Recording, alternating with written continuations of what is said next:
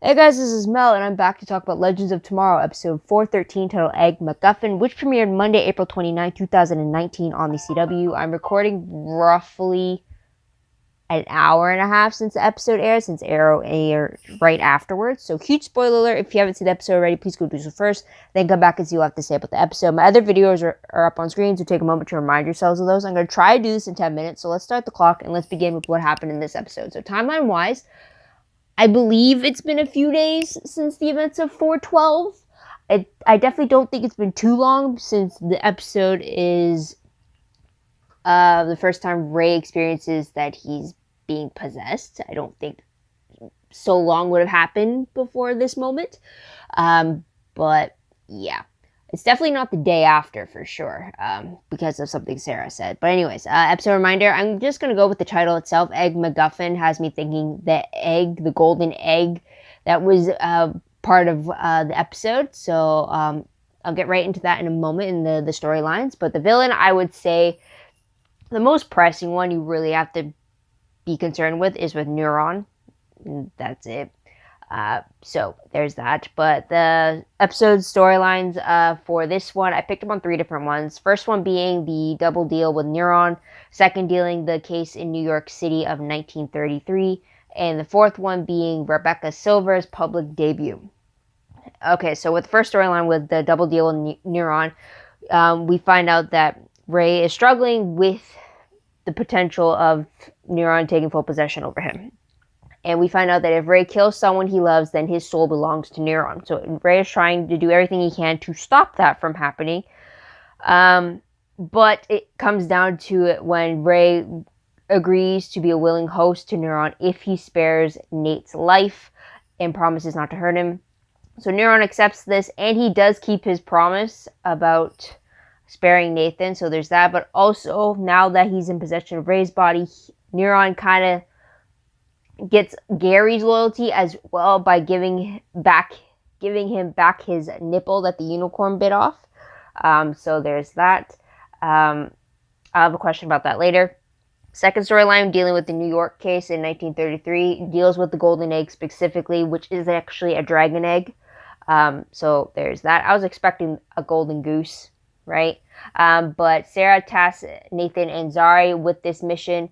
They end up treating it like a first date, thinking that it was all a ruse that Sarah created, only to realize that no, it's an actual case.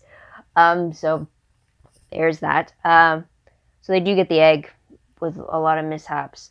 And at the end of the episode, they do end up kissing each other. So at least they're on the same plane when it comes to admitting to each other that they do like each other as more than friends. So there's that. Now, the third storyline with the Rebecca Silver, a.k.a. Mick's pen name, got invited to the Seattle Romanticon convention of 2019. It would be the first debut appearance for his pen name. So in hopes to get the money that she would get as her appearance, Charlie agrees to pretend to be Rebecca Silver with help from Mick.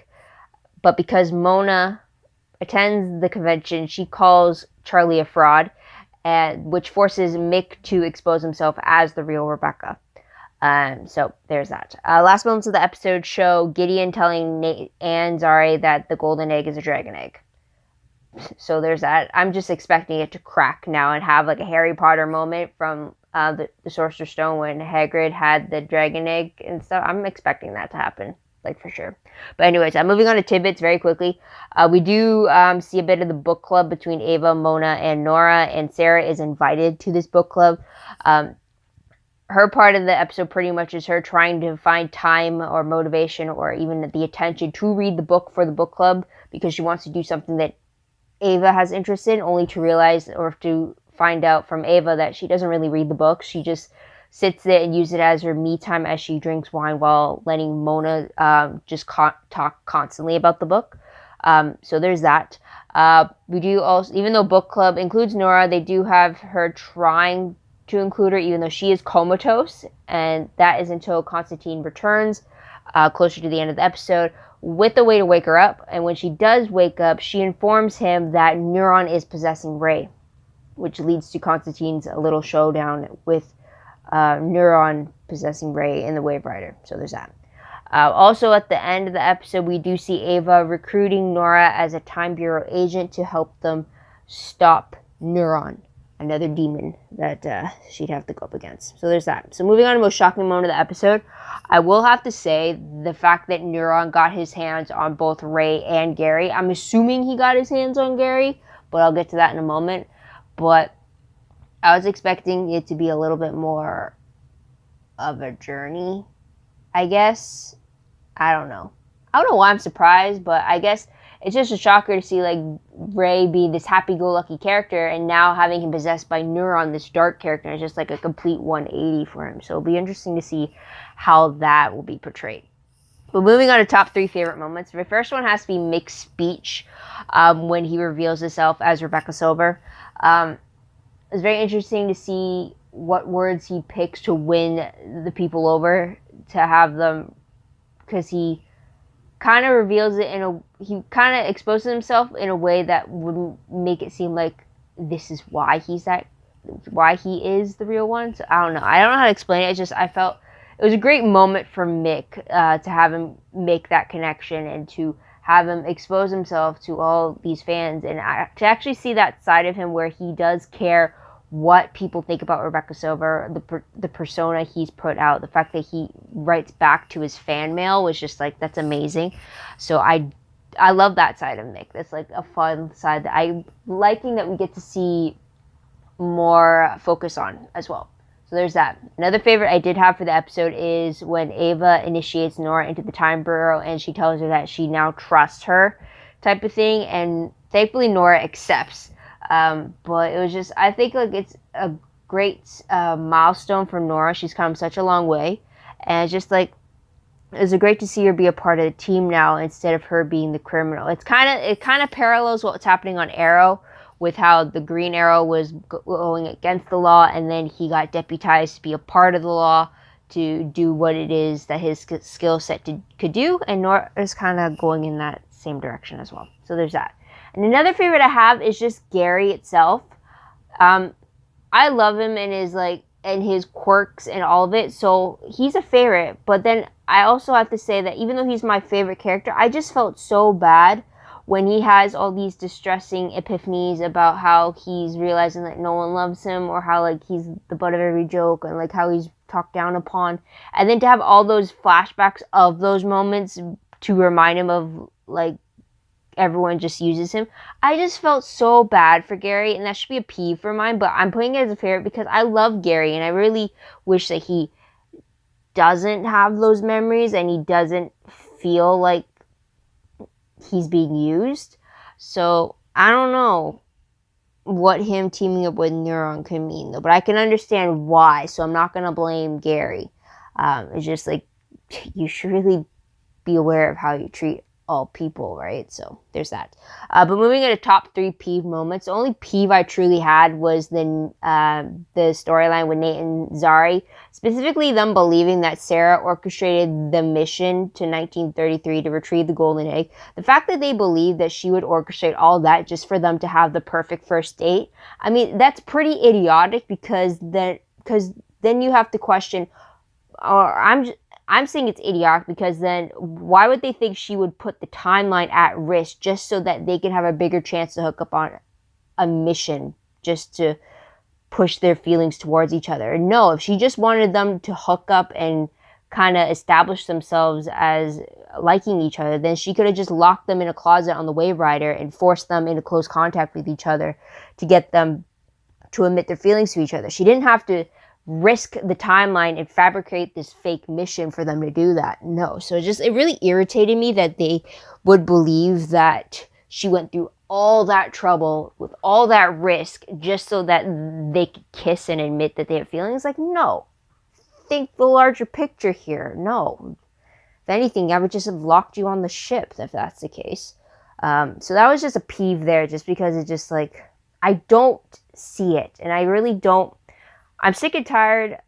I mean, I got it with Nate and Amaya, and they were great, and they were awesome. I love them together. But then you saw the struggles of what it was like for two people from two different times try to be together, and it's just like, I don't really need to see Nate go through that again in the reverse. So that's a peeve, and I'm sorry about that. But let's move on to Will. And remember, most when I look back on this episode, the fact that Neuron, his whole process in possessing Ray is going to be a huge one for sure. But let's go into random questions very quickly. First one is Gary now evil and working for Neuron, or was this just a one-time little dip of corruption for him? So that's a question there. And another question, or my last question really, has to deal with Zari, and there's the timer. But it's just been really bugging me lately. But in fact, has it occurred to anyone else, or is it just me? But doesn't anyone realize that Zari is pretty much the same age as Oliver's son, William, Renee's daughter, Zoe, Diggle's son, John Diggle Jr., and then as well as his adopted son, Ben Turner, aka Connor Hawk.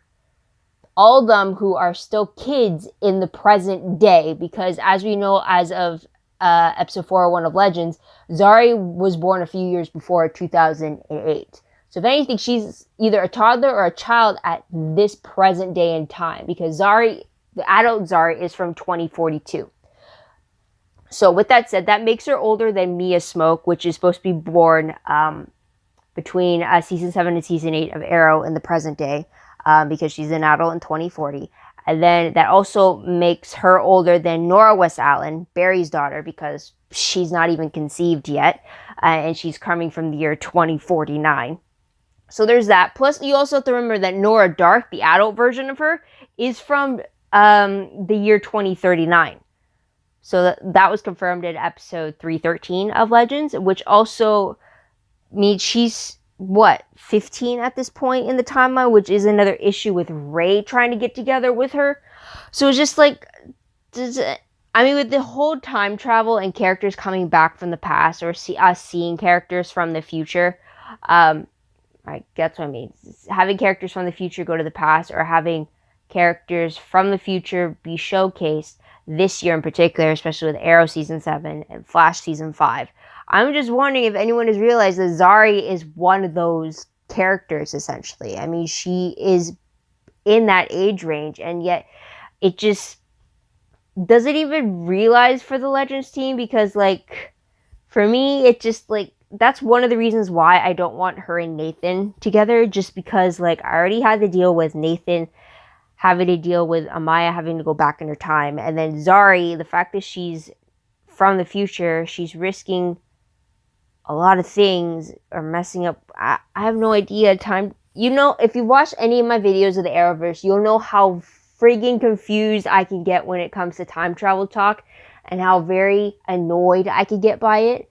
So it's just, there's too many rules that contradict each other when it comes to time travel. You have one series following one way, you have one series following another way, and then you have Avengers Infinity War that followed another version of the rules for time travel, and it's just I'm confused. I'm sorry. So let's just leave it at that. But that is my question. Does anyone ever think of the actual fact that Zari is technically among the next generation when it comes to the superheroes in regards to ages and stuff?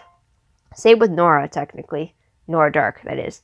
So there's that. So let's move on to predictions very quickly before I ramble on to more chaos and more confusion. But based off the promo for 414, it looks like Neuron, still possessing Ray, kidnaps Constantine. They're in somewhere icy, and the Legends are trying to save not only Constantine, but save Ray as well from Neuron without killing him. So there's that. But based on the synopsis for the 14th episode, it reads that with Constantine missing, the Legends struggle to find a way to track him.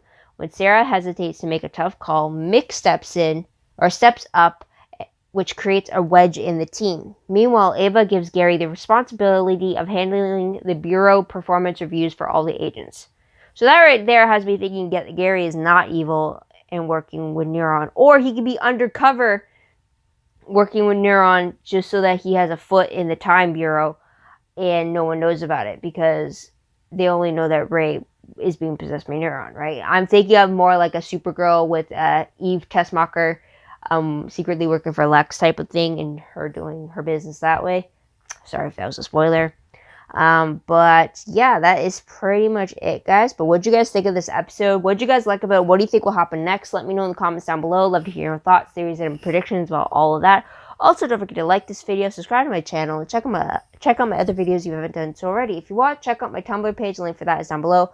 I read blog, promo, web clip, quotes, gifs, synopsis news, all the good stuff, all from one place. Go check that out. I am behind. I will have to catch up during the summer, so be on the lookout for that. WordPress account, link for that is down below. Everything I post online is connected to WordPress. A little more organized, a little more detailed, but still work in progress as well. But otherwise, guys, that is pretty much it. It's going to be 14, 15, 16, so 3 more episodes left of the season. I'm excited to see how this is going to go down. But thank you so much for tuning in. Thank you so much for your patience. I hope you come back next week to see what to say about the next episode. But until then, guys, this is Mel. Wish you all a great day, great week, wherever you are. Bye for now.